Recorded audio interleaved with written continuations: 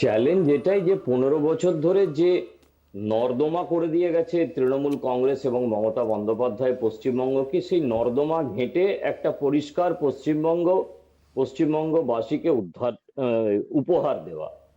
এইটাই হচ্ছে সবচেয়ে বড় চ্যালেঞ্জ। যেখানেই হাত দেবে সেটাই হচ্ছে একটা নর্দমা।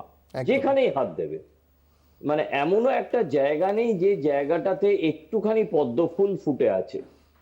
কিন্তু মানে পাটেই তো এটা পদ্ম বিজেপির ফুটলো। পদ্ম ফুল নয়, এটা একটা সুন্দর এমনি নর্মাল পদ্ম ফুল। আহ, সে তার কোনো দিকটাই তৃণমূল কংগ্রেস সরকার বা মমতা বন্দ্যোপাধ্যায় ছেড়ে রাখেনি।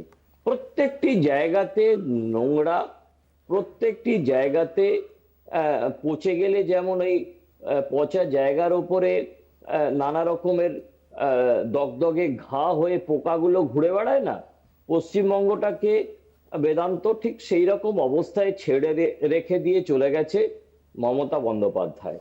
এখন এই বড় চ্যালেঞ্জটা শুভেন্দু অধিকারী এবং বিজেপি সরকারকে নিতে হয়েছে।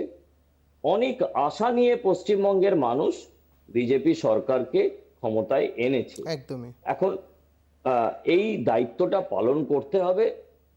স্বাভাবিকভাবেই আহ বিজেপি এই ধরনের চ্যালেঞ্জ নিতে অভ্যস্ত। হুম। সেটা কিভাবে নেবে, কি অবস্থায় নেবে, ধীরে ধীরে তার পরিকল্পনা আশা করা যায় সরকারের পক্ষ থেকে করা হচ্ছে। কিন্তু ওইটাই খুব খারাপ বিষয় যে একটা সামান্য লেগাসি পর্যন্ত নেই, সামান্য লেগাসি। শিক্ষা ক্ষেত্রে নর্দমা, আহ, পরিবেশ ক্ষেত্রে নর্দমা, স্বাস্থ্য ক্ষেত্রে নর্দমা।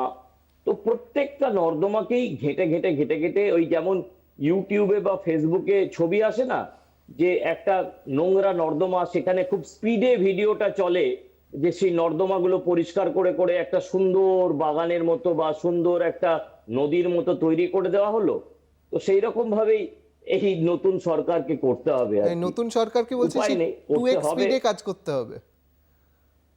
হ্যাঁ, নতুন সরকারকে 2x স্পিডে কাজ করতে হবে, ওই ইউটিউব বা ফেসবুকের যে একদম 2x, একদম 2x স্পিডে কাজ করতে হবে, কোনো উপায় নেই।